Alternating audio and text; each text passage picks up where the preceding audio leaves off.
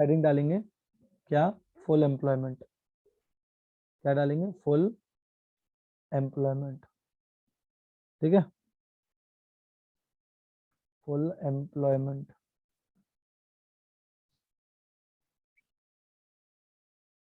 ठीक है जी। फुल एम्प्लॉयमेंट की डेफिनेशन क्या बनेगी जी, क्या लिखेंगे इसमें, it refers to a situation, it, अब साथ साथ ये पढ़ते रहना और ये देखते रहना कि जो मैंने पढ़ाया था क्या ये वही है या उससे कुछ अलग है। कुछ ऐसा तो नहीं है कि मैंने कुछ गलत पढ़ा दिया हो या मैंने कुछ छोड़ दिया हो भाई आप लोगों के साथ। तो साथ साथ पढ़ लिखते भी रहेंगे और उसको पढ़ते भी रहेंगे। It refers to a situation, इसका मतलब एक ऐसी सिचुएशन से है in which, in which all, in which all those people, इसका मतलब in which all those people who are who are willing, who are willing and able to work, and able to work, able to work at the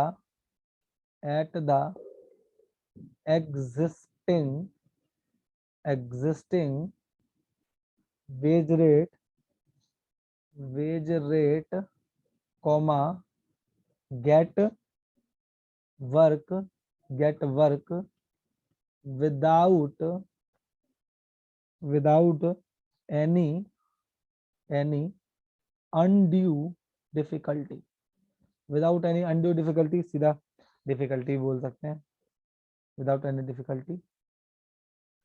ठीक है जी, ठीक है जी।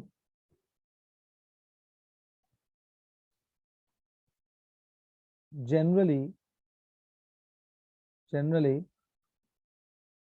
Full employment, full employment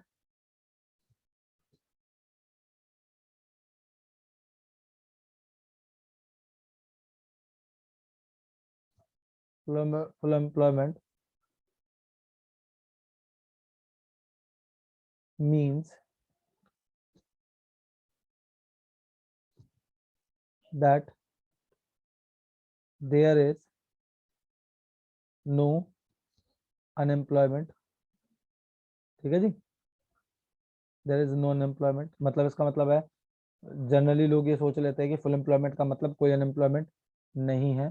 ठीक है, दैट इज हम ये मान लेते हैं कि भाई जितनी इकोनॉमी में लेबर की डिमांड है उतनी लेबर की सप्लाई है, मतलब ना डिमांड एक्स्ट्रा ना सप्लाई एक्स्ट्रा। क्या बोलेंगे, demand of for labour, demand for labour,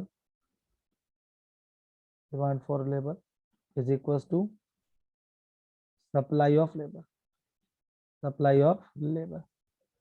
demand और सप्लाई जो है वो इक्वल, समझ में आ गया। But in macro economics, but macro economics में ऐसा नहीं है। बट इन मैक्रो इकोनॉमिक्स, ठीक है, full employment, full employment, full employment does not, does not stand for, does not stand for zero unemployment, zero. मतलब समझ में आ गया इसका। बट मैक्रो इकोनॉमिक्स जब हम पढ़ते हैं तो उसका मतलब हमें वहां पे हमें ये पढ़ाया जाता है कि फुल एम्प्लॉयमेंट का मतलब, फुल एम्प्लॉयमेंट का मतलब जीरो अनएम्प्लॉयमेंट नहीं है। ये मत मान लेना कि फुल एम्प्लॉयमेंट है तो इसका मतलब कोई भी अनएम्प्लॉयमेंट नहीं होती है। ठीक है जी, फुल एम्प्लॉयमेंट क्या लिखेंगे, फुल एम्प्लॉयमेंट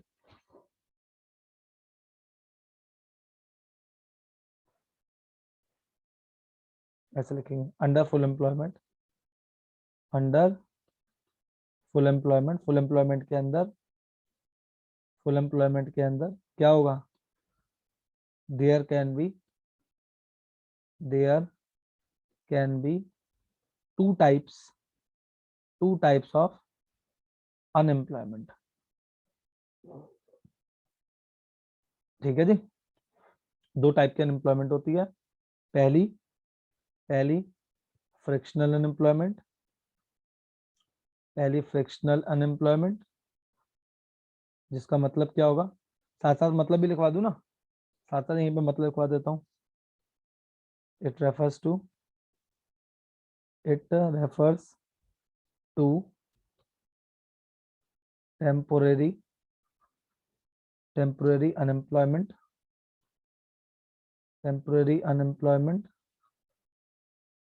भाई साथ साथ लिखते रहना, which exist Yes, sir. which exist during the period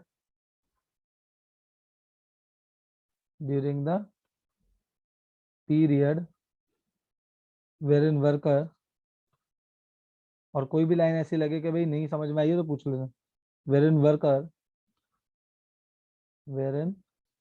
workers leave one job, मतलब एक नौकरी को छोड़कर, and join some other। भाई जी बात क्लियर है, एक नौकरी को छोड़कर दूसरी नौकरी जब पकड़ता है, ठीक है जी, तो उस दौरान जो है जो भी अनएम्प्लॉयमेंट पैदा होती है उसे क्या बोलते हैं, फ्रिक्शनल अनएम्प्लॉयमेंट बोलते हैं। ठीक है जी,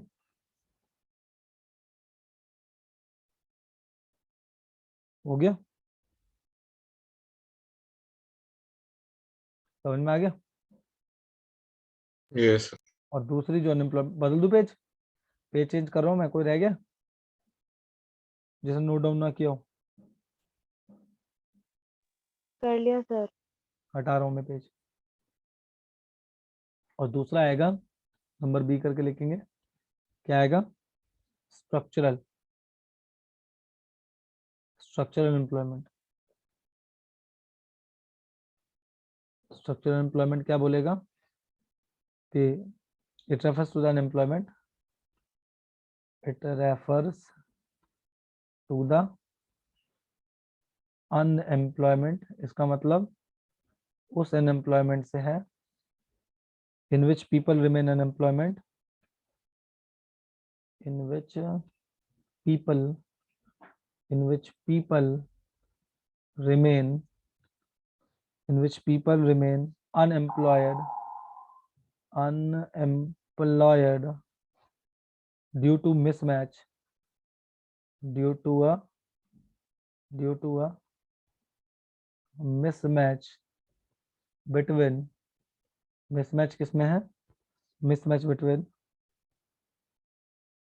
unemployed persons and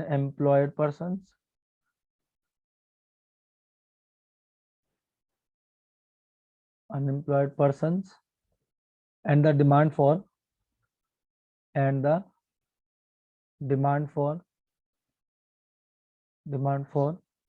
specific type of workers,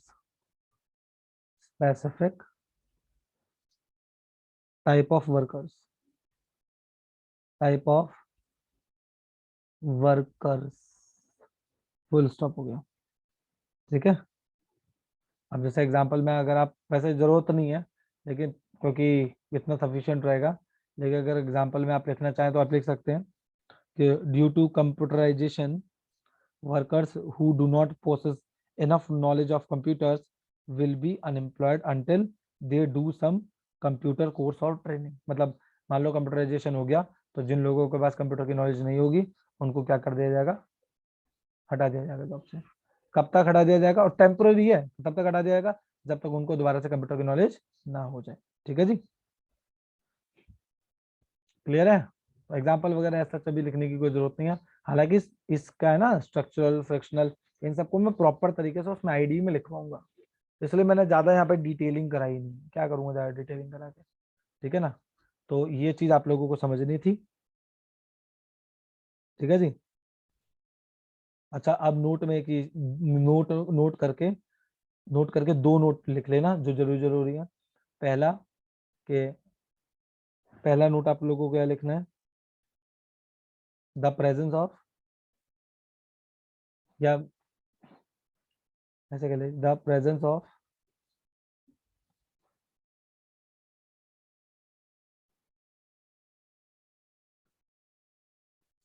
structural unemployment and frictional unemployment, and frictional unemployment क्या कहलाता है, बताया था अभी। इन दोनों की प्रेजेंस मिलके क्या बनाएगी, natural rate of Rate of unemployment. Very good unemployment. Very good, is referred. अब आपको एक बार जब पढ़ लेते हैं ना, एक बार समझ लेते हैं, तो उसके बाद टेंशन नहीं होती। उसके बाद तो भाई साहब नोट्स भी एकदम बिल्कुल क्लियरली जा रहे होते हैं दिमाग के अंदर। इज रेफर्ड एज NROU, यानी नेचुरल रेट ऑफ अनएम्प्लॉयमेंट। ठीक है जी। अच्छा मैं ये बताता हूँ, NROU natural rate of unemployment is temporary, is temporary and, ठीक है जी, मतलब ये जो है ये क्या है, ये टेम्पोररी, या ऐसे लिख लो, टेम्पोररी वगैरह हटाओ, ऐसे लिख लो कि बस ये लिख लो, NROU can never be zero, NROU कभी भी जीरो नहीं हो सकता, कितना लिखेंगे, ठीक है। बात समझ में आ गई।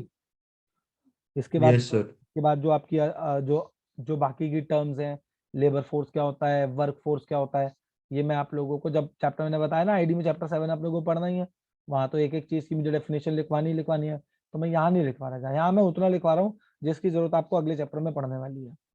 इसके बाद अब दो टाइप के अनएम्प्लॉयमेंट और मैं कराऊंगा, एक कराऊंगा ये, ऐसे आप लाइन खींच के लिख सकते हो, ठीक है जी। एक आप लिख सकते हो, एक तरफ क्या, वॉलेंटरी अनएम्प्लॉयमेंट, और एक तरफ क्या लिखोगे, इनवॉलेंटरी। पहले वॉलेंटरी लिख लेते हैं। तो वॉलेंटरी अनएम्प्लॉयमेंट के बारे में हम क्या लिखेंगे, वॉलेंटरी अनएम्प्लॉयमेंट कौन सी होती है, ठीक है, it refers to a situation, it refers to a situation, ये एक ऐसी सिचुएशन होती है when a person is unemployed, when a person is unemployed, याद है बंदा क्यों अनएम्प्लॉयड है, क्यों Right, नहीं, lack of interest. हाँ काम ही नहीं करना चाहता, because he is not willing to work, he is not willing to work, is not willing to work at the existing wage rate, at the existing wage rate, जो wage rate चल रहे हैं भाई उस पर काम वो करने के लिए तैयार नहीं है, हो सकता है उसे वो कम लग रहा है, इसलिए भी हो सकता है, ठीक है, ठीक है। और ये याद जरूर रख लेना, it is not, it is not considered, it is not considered, ठीक है, while estimating, while estimating size of unemployment, जब देश में अनएम्प्लॉयमेंट का साइज नाप रहे होते हैं कि भाई देश में कितनी अनएम्प्लॉयमेंट है, उसमें वॉलंटरी अनएम्प्लॉयमेंट को शामिल नहीं करते। क्यों नहीं करते, क्यों नहीं करते बताइए, क्योंकि यार ये लोग बंदे अपनी मर्जी से बेरोजगार हो रहे हैं, लोग थोड़ी, ऐसा तो नहीं है कि काम नहीं है, काम है, नहीं करना चाह रहे, क्या करें। तो जब देश में अनएम्प्लॉयमेंट निकाली जाती है तब इसमें वॉलंटरी अनएम्प्लॉयमेंट को शामिल नहीं करते। अगर किसको शामिल करते हैं, कौन सी वाली को शामिल करते हैं, Involuntary. इनवॉलंटरी। ये है वो अनएम्प्लॉयमेंट जिसे आप लोग बचपन से सीखता है कि अनएम्प्लॉयमेंट है, देश में अनएम्प्लॉयमेंट है।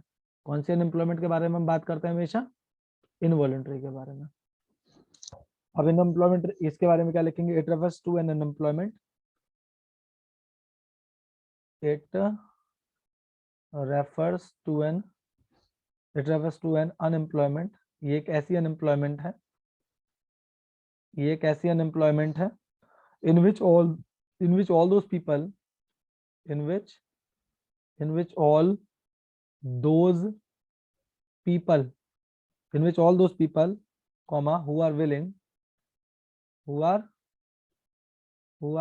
willing and able to work, who are willing and able मतलब विल होना अलग बात होती है। अब भाई मेरी इच्छा है कि मैं हवाई जहाज उड़ा लूंगा क्या? विल के साथ साथ एबिलिटी होनी भी जरूरी है। मतलब विल मतलब इच्छा होना, एबिलिटी मतलब आप उस योग्य हैं उस काम को करने के। तो who are willing and able मतलब विलिंग भी और एबल भी है। ठीक है जी, willing and able to work at the existing wage rate, existing wage rate पे काम करने के लिए तैयार भी हैं। Do not get work but उन्हें मजबूरन क्या नहीं मिलता? काम नहीं मिलता। समझ में आ गया? ठीक है, ठीक है, Yes. ठीक है। आगे क्या लिखेंगे? इट इज कंसिडर्ड, आगे लिखेंगे involuntary unemployed, involuntary unemployed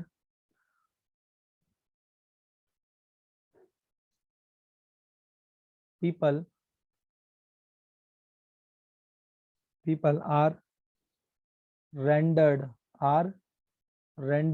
unemployed। ये लोग अनएम्प्लॉयड रहते हैं। क्यों अनएम्प्लॉयड रहते हैं? अगेंस्ट देयर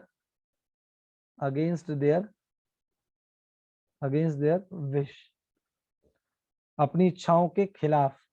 ठीक है जी, अपनी इच्छा मन नहीं है उनका, लेकिन मजबूरन अंडर कंपल्शन उन लोगों को ऐसा करना पड़ रहा है। और यही एक अनएम्प्लॉयमेंट है जिसे आप वो करते हैं, कंसिडर करते हैं। It is considered, it is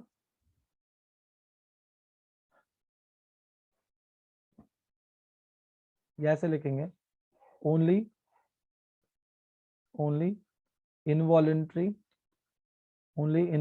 unemployment is considered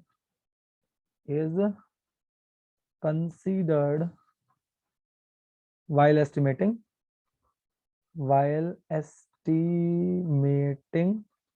size of unemployment, ठीक है जी। Yes, sir. बस